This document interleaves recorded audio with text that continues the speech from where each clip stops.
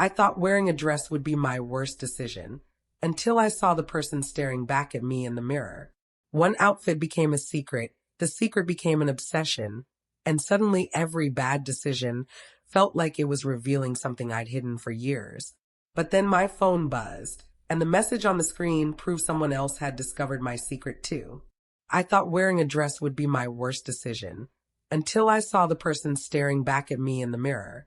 One outfit became a secret, the secret became a curiosity I couldn't silence, and suddenly every bad decision felt like it was revealing something I'd hidden for years. But then my phone buzzed, and the message on the screen proved someone else had discovered my secret too. I froze with my thumb still hovering above the screen. For a few seconds, I couldn't even breathe properly. The message was only 7 words long. "You look happier than you ever did." I read it again. Then I looked at Maya. She had stopped smiling. "Who sent that?" she asked. I didn't answer, because I knew exactly who it was. My older sister, Emily. And somehow, that was worse than if a stranger had seen the photograph. Emily had known me my entire life. She knew my habits, my insecurities, the little lies I told when I didn't want to explain myself. She could recognize my footsteps from another room. She knew when I was pretending to be confident. And now she had seen me standing in front of a mirror wearing a dress and a wig. My first instinct was to delete the photograph. My second was to throw the phone across the room. My third, the one I hated admitting, was to look at the picture one more time. I did. There I was. Not perfect. Not transformed into some completely different person. Just me, looking unexpectedly comfortable. That was what made the photograph dangerous. If I had looked ridiculous, I could have laughed.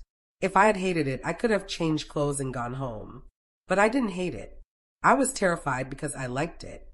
"Call her," Maya said. "No." "Then text her." "No." "Then do nothing." I stared at her. She shrugged. Sometimes doing nothing is also a decision.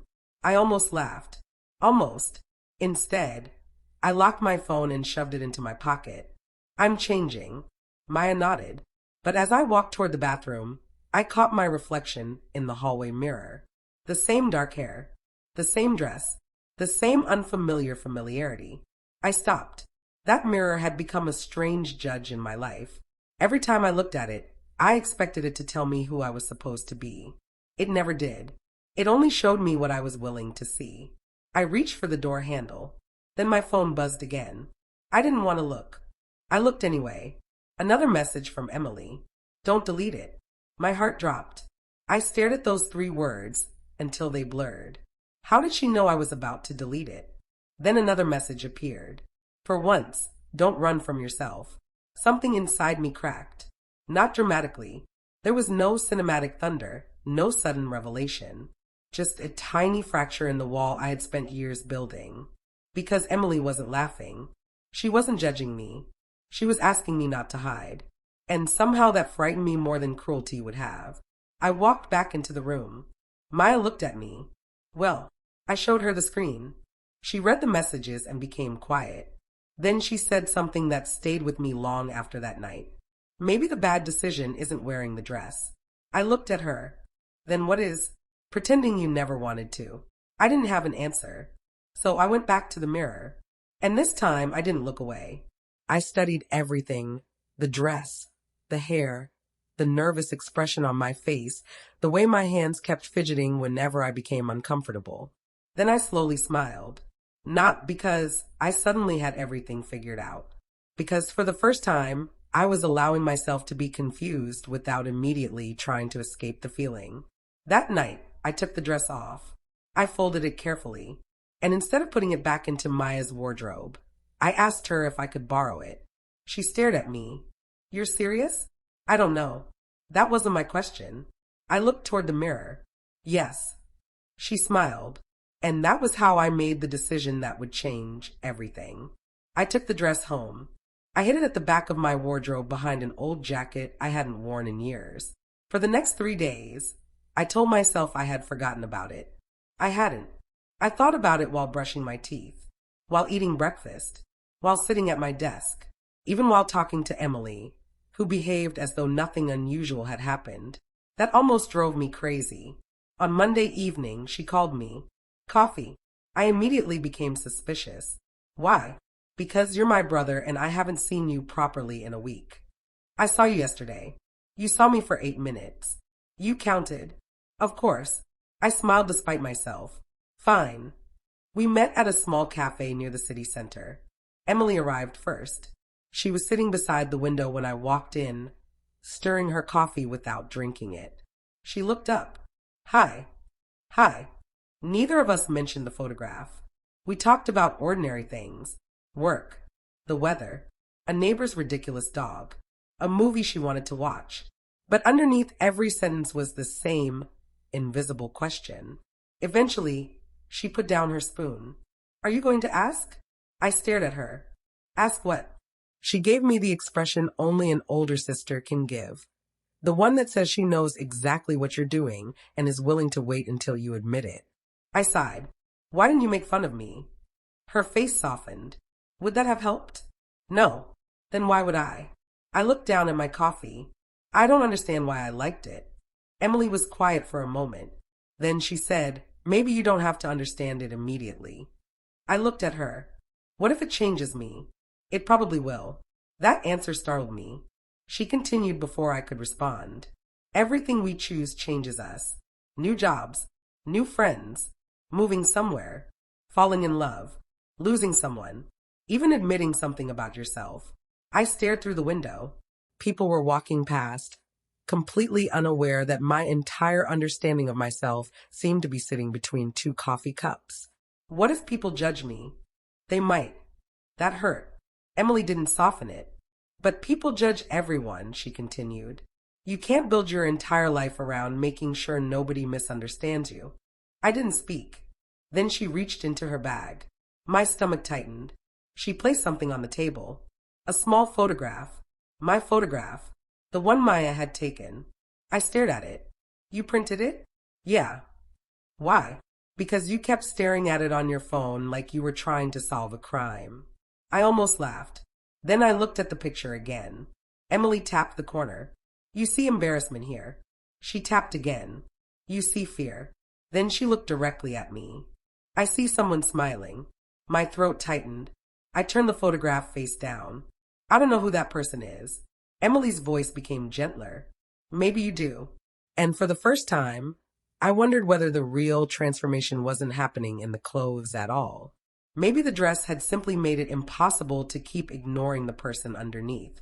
That evening, when I got home, I stood in front of my wardrobe. I opened the door. The dress was still there, hidden behind the jacket, waiting. I reached for it. Then I stopped. My hand remained suspended in the darkness of the wardrobe. This was where the old version of me would have turned around. Instead, I pulled the dress out. I carried it to the mirror. And for the first time, I didn't treat it like evidence of something shameful. I treated it like a choice. I changed slowly. No audience. No jokes. No Maya. No Emily. Just me. When I finished, I stood in front of the mirror. My heart was racing. I expected some magical feeling. There wasn't one. There was something better. Relief. Small, fragile relief. I adjusted the sleeve. Then I looked at my reflection and whispered the phrase that had become strangely important to me. Just one decision. I didn't know it yet, but that phrase would follow me much further than I expected. Because the next morning, I made another decision. And this one couldn't be hidden inside my bedroom. I was going outside. The next morning, I stood in front of my wardrobe for nearly 20 minutes, arguing with myself over something as simple as a pair of shoes. It was ridiculous. The dress was already chosen. The outfit was already waiting. My hair was styled differently than usual, and I had even practiced walking around my bedroom until the unfamiliar movement stopped feeling completely foreign. But the shoes were where my courage disappeared. I sat on the edge of my bed and stared at them. It's just a walk, I whispered. My reflection offered no opinion. 10 minutes. Still nothing. 5. I sighed. This is stupid. And somehow saying that made me smile. Because I knew exactly what I was doing. I was bargaining with myself. I finally put the shoes on. Then I stood. The mirror caught me immediately. For 1 second, the person looking back seemed like a stranger. Then I noticed the tiny details, the nervous shoulders, the uncertain smile, the way my fingers kept touching the edge of my sleeve. It was still me. That realization didn't erase my fear. It made the fear easier to carry. I grabbed my bag. My hand reached for the door. Stopped. Reached again. Stopped. I laughed under my breath. Decision number whatever. Then I opened it. The hallway outside my apartment suddenly seemed enormous. Every sound felt louder. Every passing footstep sounded like someone approaching specifically to expose me. I stepped into the lift. The doors closed. And there I was again. Another mirror. Of course. I stared at my reflection as the numbers changed above the door. Floor 7, 6, 5. I wondered if the universe was deliberately surrounding me with mirrors just to force me to answer the question I had been avoiding. Who am I trying to impress? The lift stopped. The doors opened. An elderly woman stepped inside. My entire body became rigid. She looked at me. I looked at her. She smiled. Good morning. My voice nearly disappeared. Good morning. She turned toward the doors. That was it. No shocked expression. No whisper. No judgment. Nothing. And somehow, that ordinary moment felt enormous. I had spent days imagining people's reactions, building imaginary disasters in my head, preparing myself for humiliation that hadn't even happened. But the world didn't stop. The lift continued downward. The doors opened. I walked outside. Cold air touched my face, and for the first few seconds, I simply stood there. I had made it. I was outside. Nobody knew my story. Nobody knew about the photograph. Nobody knew about Maya or Emily or the nights I'd spent staring at my wardrobe. I was just another person walking down a street. Then I started moving. One step, then another. My heartbeat was absurdly loud. I passed a bakery, a bus stop, a woman walking her dog, 2 students laughing about something on their phones. Life continued around me without asking for an explanation. And slowly, my fear began to shrink. Not disappear. Shrink. There is a difference. I turned a corner and saw my reflection in a shop window. I almost kept walking. Then I stopped. I looked at myself through the glass. The outfit wasn't perfect. The hair wasn't perfect. My posture definitely wasn't perfect. But I smiled. A real smile. And that was when I noticed someone standing behind me. My stomach dropped. I turned. It was a man around my age. He glanced at me, then at the shop window. For one terrifying second, I was certain he had figured everything out. He looked at my face. Then he said, "Excuse me, do you know if the shop is open?" I blinked. "What?" He pointed at the door. "The sign says open, but nobody's answering." I looked inside. I think they're closed." "Oh, thanks." He walked away. I stood there completely frozen. Then I started laughing, quietly at first, then harder. Not because it was funny, because I had just spent 30 seconds preparing for a catastrophe that existed entirely inside my head. I continued walking, and for the first time that morning, I wasn't trying to disappear. I was simply moving. I reached the cafe where Emily and I had met the night before. I hadn't planned to come there. At least, that's what I told myself. But somewhere along the way, my feet had decided otherwise. The cafe window reflected me again. I entered. The bell above the door rang, and then I heard a familiar voice. Seriously? I froze.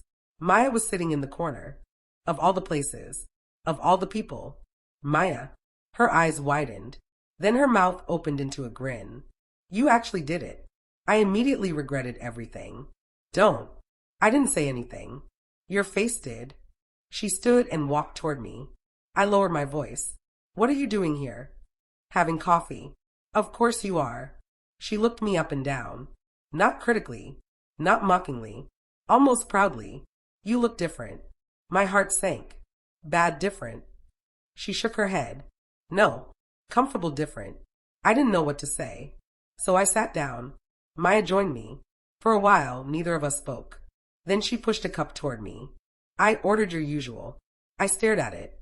"You're weird. You came outside dressed differently, and I'm the weird one?" "Yes."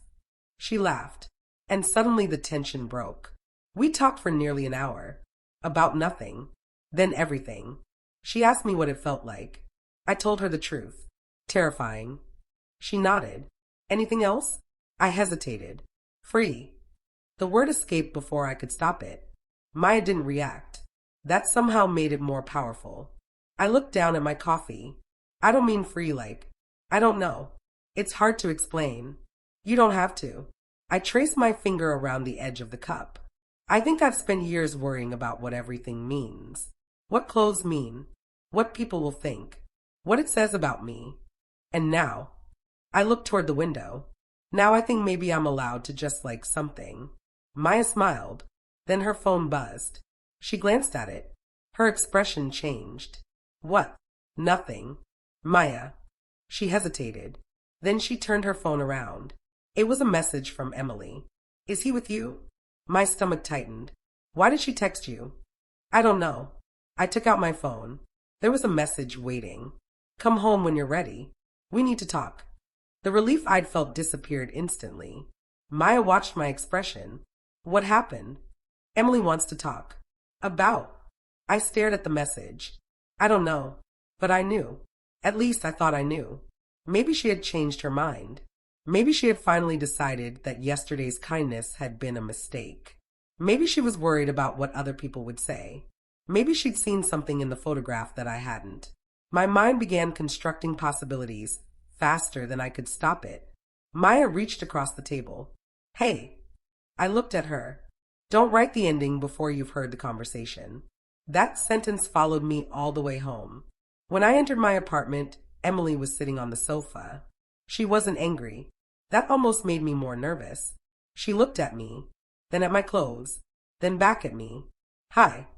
Hi. I put my bag down. Neither of us moved. Finally, I asked, Are you disappointed? Her eyebrows pulled together. What? You know what I mean. Emily stood. She walked toward me. I am disappointed. My chest tightened. Then she continued. I'm disappointed that you thought I'd be disappointed. I couldn't speak. She stopped in front of me. You've spent your whole life trying to make sure nobody has a reason to reject you. I looked away. Maybe because people reject things they don't understand. Sometimes. Exactly. But you're assuming they don't understand you because you haven't even given them the chance. I felt anger rising. That's easy for you to say. Yes. Her answer stopped me. She didn't defend herself. She didn't argue. She simply said it. Yes, it is easy for me to say. Then she reached into her bag. She pulled out the photograph again. This time, she didn't put it on the table. She held it between us. You know what I see? I shook my head. I see someone who looks terrified of being happy. That sentence hurt. Deeply. Because it sounded cruel. And because some part of me knew it was true. I finally looked at the photograph. There was something almost painful about seeing that smile now. It wasn't the dress that frightened me anymore. It was the possibility that I had been happier than I realized. I whispered, What if this isn't who I am? Emily nodded. Then you learn that. And what if it is? She smiled softly. Then you learn that too. I stared at her. There was no grand speech. No perfect answer. Just permission. Permission to explore without promising an identity. Permission to change my mind. Permission to make decisions that weren't designed around someone else's expectations. I took the photograph from her. And for the first time, I didn't hide it. I placed it on the table beside my keys. Then Emily said something that changed the direction of everything. There's one thing you haven't done yet. What? She looked toward my bedroom. You've only been brave when nobody knows you. I frowned. What does that mean? It means you've gone outside dressed this way, but you haven't walked into a room where people actually know you. My stomach dropped. Emily, there's a family dinner on Saturday. I stared at her. No. She smiled. You don't have to. I could already feel my heart racing. She picked up her bag. I'm just saying, if you're going to make bad decisions, you might as well make interesting ones. I looked at the photograph, then at the mirror, then back at Emily. Saturday suddenly seemed very far away. And yet, somehow, I already knew I wasn't going to spend it hiding. Saturday arrived with the quiet cruelty of a deadline. I woke before my alarm, stared at the ceiling, and immediately remembered what I had agreed to. Family dinner. Not Maya's apartment. Not a cafe full of strangers. Not a quick walk where I could disappear into a crowd. People who knew me.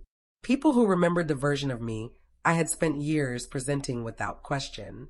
I rolled over and saw the photograph on my bedside table. The picture Emily had printed. I had kept it there all week. Every morning, I told myself I would put it away. Every morning I didn't. I picked it up. The person in the photograph looked almost amused by my fear, as though that version of me already knew something I hadn't figured out yet. I whispered the phrase that had become my strange little ritual. Just one decision. Then I put the photograph down. For the next 3 hours, I changed my mind approximately 47 times. I chose an outfit, rejected it, chose another, rejected that too. Eventually, I stood in front of my wardrobe surrounded by discarded clothes and realized something embarrassing. I wasn't actually afraid of the outfit. I was afraid of the moment after people saw me. That tiny pause. That fraction of a second when someone's expression changes and you don't know what it means. I knew that pause. I'd experienced it in other situations. Everyone had. The moment before a difficult conversation. The moment after admitting a mistake. The moment when you tell someone something important and wait for their reaction. Maybe that's what frightened me most. Not rejection itself. Waiting for it. Emily knocked on my door. You ready? No. Excellent. I opened the door. She looked at me. Then she looked at the clothes scattered across the room. Did a wardrobe explode? I've been making decisions. For 3 hours, I've made several bad ones. She smiled. I expected her to tell me what to wear. Instead, she said, "What do you want?" I stared at her. Nobody had asked me that. Not really. What do you mean? Exactly what I said. I looked toward the wardrobe. I want something that feels like me. Emily nodded. Then wear that. I swallowed. The answer was so simple that it almost annoyed me. I finally chose the outfit. A modest dress, a light jacket, simple shoes, and the same style of wig Maya had helped me with before. Nothing exaggerated. Nothing designed to attract attention. I wasn't trying to create a character. I was trying to stop hiding mine. When I finished, Emily stood outside my bedroom. "Can I come in?" I nodded. She entered. For several seconds, she said nothing. My mind immediately filled the silence with disasters. Then she smiled. "You look nervous." "I am." "Good." I frowned. "Why is that good?" "Because it means this matters." I looked at myself in the mirror. The familiar reflection was still there, but something had changed. Not my face, not my body, my expression. I didn't look like someone waiting to be rescued from an embarrassing situation anymore. I looked like someone waiting to find out what happened next. The drive to dinner was quiet. I kept watching the road through the window. Every traffic light seemed to last forever. Finally, I asked, "What if they don't accept me?" Emily kept her eyes on the road. "Then we'll deal with that." "What if they laugh?" "We'll deal with that too." "What if they ask questions I can't answer?" "Tell them you don't know." I turned toward her. "That works." Sometimes honesty is the only answer you need. I looked down at my hands. "What if I change my mind?" Emily smiled. "Then you change your mind." That sentence gave me more courage than any motivational speech could have, because suddenly the evening wasn't a test. I wasn't walking into that house to prove that I was brave enough to be this person forever. I was simply walking through the door as I was today. The house came into view. My stomach tightened. There were already cars outside. Too many. I looked at Emily. She parked. Neither of us moved. "You can still go home," she said. I stared at the front door. For a moment, I wanted to. Then I remembered the mirror, the photograph, the first walk, the elderly woman in the lift, the stranger asking about the shop. All those tiny moments when the world had failed to become the nightmare I'd predicted. I opened the car door. Cold air hit my face. Emily walked beside me. We reached the front door. I raised my hand. Stopped. Emily didn't push me. She just waited. I knocked. Footsteps approached. The door opened. My aunt stood there. Her expression was cheerful for exactly 1 second. Then she saw me. There it was. The pause. That tiny, terrible pause. My heart sank into my stomach. She stared. I couldn't breathe. Then her eyes moved toward Emily. then back to me. And finally she smiled. Not perfectly, not confidently. There was still surprise in it, but there was no cruelty. "Come in," she said. I stepped inside. The living room suddenly seemed enormous. My uncle looked up from the sofa. My cousins turned around. Conversation stopped. Every face turned toward me. And there it was, the moment I had imagined 1,000 times. Silence.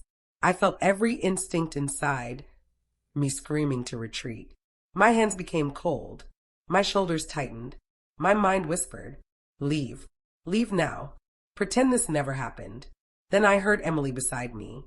"Hey." I looked at her. She nodded toward the room. "Just breathe." So I did. One breath, then another. My uncle stood. He looked confused. I prepared myself for the question. Instead, he said, "You're taller than I remember." I blinked. My cousin laughed. "That's what you noticed?" My uncle shrugged. I panicked. And suddenly everyone laughed, including me. The tension didn't disappear completely, but it cracked. That was enough. Dinner began. At first, conversation stayed painfully ordinary. Someone complained about traffic. Someone talked about work. Mayan asked about my week. I answered. Slowly, I stopped monitoring everyone's faces. I stopped wondering whether every glance meant something. I even laughed at one of my cousin's terrible jokes. Then, halfway through dinner, my youngest cousin leaned toward me. "Can I ask you something?" My stomach tightened. "Sure." "Are you dressing differently because you're trying to become someone else?" The table went quiet. I stared at my plate. There it was, the question I had been asking myself for weeks. I looked up. "I don't know." My cousin waited. I continued. "I think I'm trying to become more honest about who I am." Nobody spoke. My heart hammered. Then my aunt said quietly, "That sounds difficult." I nodded. "It is." She reached for her glass. "But I'm glad you're here." My eyes burned. I looked down quickly. I didn't want anyone to see. But Emily did. She reached under the table and squeezed my hand. And suddenly, the dress wasn't the important part anymore. The wig wasn't important. The shoes weren't important. The photograph wasn't important. The important thing was that I had walked into a room expecting to be rejected and discovered that I didn't need everyone to understand me immediately in order to deserve a place at the table. That realization followed me through the rest of dinner. By dessert, people were asking ordinary questions again. My cousin wanted to know where I'd bought the jacket. My aunt complimented the dress. My uncle made another terrible joke. And I started to relax. Then my phone vibrated. I looked down. A message from Maya. "How's the experiment going?" I smiled and typed. "I'm still alive." Her response came immediately. "That's not what I asked." I looked around the table. At my family. At Emily. At the photograph I had tucked inside my bag. And I typed. "I think I'm finally meeting myself." I pressed send. Then I felt something hard against the inside of my bag. I reached inside. My fingers found the photograph. I pulled it out. Except it wasn't the photograph I remembered. I stared at it. The image was still there. But on the back, someone had written something in black ink. 3 words. "You are enough." I looked at Emily. She was watching me. I whispered, "Did you write this?" She shook her head. My smile disappeared. "Then who did?" Emily looked confused. "I don't know." I turned the photograph over again. The handwriting wasn't hers. It wasn't Maya's either. And suddenly, beneath all the warmth of that evening, I felt a familiar chill. Because there was only one other person who could have handled that photograph. Someone who had seen it before Emily printed her copy. Someone who had been closer to my secret than I realized. I looked across the table, and my cousin was staring at the photograph. Not at me. At the picture. His expression had completely changed. My cousin's expression changed so quickly that every bit of confidence I'd gained that evening vanished. He wasn't laughing. He wasn't smiling. He was staring at the photograph like he'd seen it before. I slipped it back into my bag. "Why are you looking at me like that?" He blinked. "What?" "The photograph." His face tightened. "I've never seen it." It was a terrible lie. I knew it immediately. And somehow, everyone else seemed to notice too. My aunt looked between us. Emily leaned slightly closer to me. My cousin pushed his chair backward. Can we talk outside? My heart began pounding. I followed him into the hallway. The moment we were alone, I whispered, tell me the truth. He rubbed the back of his neck. I didn't mean for you to find out like this. My stomach dropped. Find out what? He looked toward the dining room, then back at me. I saw the original photograph. My mouth went dry. When? Before Emily printed it. I stared at him. How? He hesitated. And then he said the one thing I hadn't expected. Maya sent it to me. Everything inside me went still. What? She didn't send it to embarrass you. She asked me something. What? He looked uncomfortable. She asked if I knew whether you'd ever felt comfortable being yourself around family. I couldn't understand the sentence. Why would she ask you that? Because she was worried. Worried about what? He sighed. About you hiding so much that eventually you'd hate yourself for it. That hurt. Not because he was accusing me. Because it sounded painfully familiar. I leaned against the wall. So Maya sent my photograph to you? She sent it because she trusted me. I stared at him. And you kept it? Yes. Why? He looked down. Because I recognized the expression. I frowned. What expression? He gave me a small, almost embarrassed smile. The one people have when they're scared of something they secretly don't want to lose. I didn't know what to say. He continued. I've spent years trying to look like I had everything figured out. I haven't. That surprised me. My cousin was the confident one. The loud one.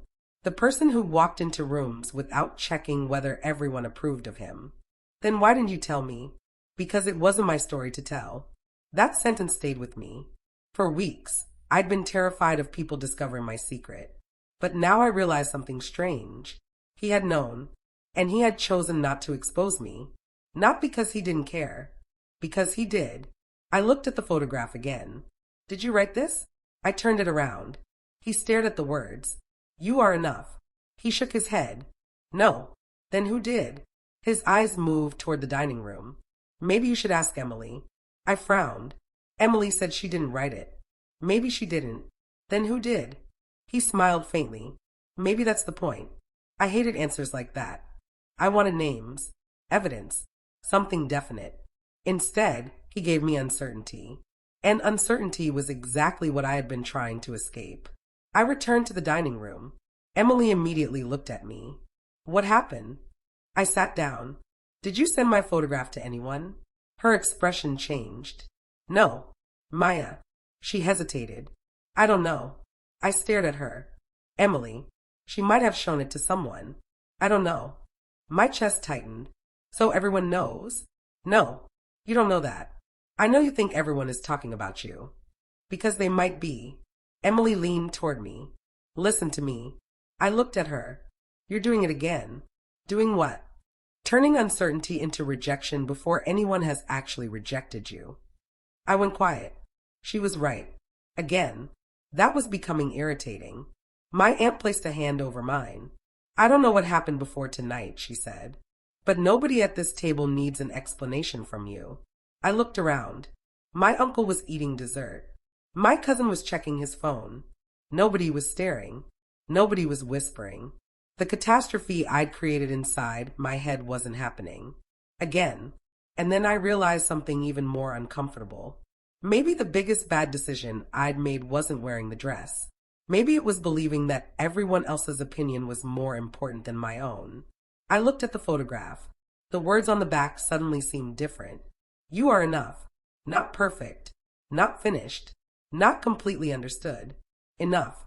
For the first time, I believed it. Later that night, when I got home, I stood in front of my bedroom mirror. I was still wearing the same outfit, but I looked different. Not physically. Something behind my eyes had changed. I removed the wig, then the jacket. Then I stood there for a moment before changing out of the dress. I folded it carefully. Instead of hiding it behind the old jacket, I placed it at the front of my wardrobe. Visible. Accessible. Mine. Then I looked at the photograph. I turned it over. The message was still there. I smiled. Whoever wrote this. I stopped. Something caught my attention. There was a tiny mark beneath the words. A little star. I knew that symbol. Maya used it constantly. In texts, notes, even on birthday cards. I grabbed my phone. I called her. She answered on the third ring. Hey, did you write something on my photograph?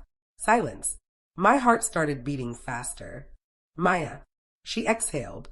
Yes. I closed my eyes. Why did you lie? I didn't want you to know. Why? Because I wanted you to believe it before you knew who wrote it. I sat on the edge of my bed. What does that mean? It means if I'd told you it was me, you might have dismissed it as encouragement from your friend. I looked at the photograph. And now you know that you can hear those words from someone else. I smiled faintly. You're annoyingly philosophical. I know. I hesitated, then asked, why did you send the photograph to my cousin? Another pause. I didn't. My smile vanished. What? I never sent it to him. My stomach tightened. But he said you did. I sent the original photograph to Emily. Then how did he see it? Maya became quiet, and suddenly the room felt colder. Wait, she said. What? Which photograph are you holding? The one Emily printed. Look at the back. I already did. No. Look closely. I turned it over. At first, I saw the same 3 words. You are enough. Then I noticed something beneath the little star. A faint line, almost invisible. I brought the photograph closer to the lamp. There was writing underneath the message, writing that had been covered by something. I carefully tilted the photograph. My breath caught. It wasn't a message. It was a date from 3 years earlier. I stared at it. That's impossible. What? This photograph was taken last week. Maya said nothing. I looked closer. Then I noticed something else. The handwriting underneath the newer message wasn't mine. It wasn't Maya's, and it wasn't Emily's. I suddenly remembered something my cousin had said. I recognized the expression. 3 years ago, I had stood in front of a mirror wearing something I'd never shown anyone. Not this dress, not this wig. Something else. Something I'd forgotten, or tried to forget. My memory came back in fragments. A locked bedroom door, a borrowed camera, a mirror, a photograph, and a promise I'd made to myself. Never again. I stood up so quickly that the chair beside my desk fell over. Maya was still speaking through the phone. Are you there? I barely heard her. Maya. Yeah. I think I've done this before. What? I stared at the mirror. I think this isn't the first time I've tried to become this person. Silence. Then Maya whispered. What do you mean? I looked at the photograph, at the hidden date, at the person smiling back at me. And suddenly I understood why the reflection had felt familiar from the very beginning. The dress wasn't introducing me to someone new. It was reminding me of someone I'd abandoned. Myself. I opened the bottom drawer of my wardrobe. I hadn't touched it in years. Inside were old notebooks, forgotten cables, photographs, and things I had deliberately buried beneath ordinary life. I moved everything aside. Then my fingers touched something cold. Metal. I pulled it out. An old USB drive. My initials were written across it. I stared at it. Maya asked, what did you find? I couldn't answer, because I suddenly remembered what was on that drive. The photographs. The ones I'd deleted from my computer. The ones I'd sworn no longer existed. I held the USB in my palm. And for the first time that night, I wasn't afraid of what other people might discover. I was afraid of what I might discover.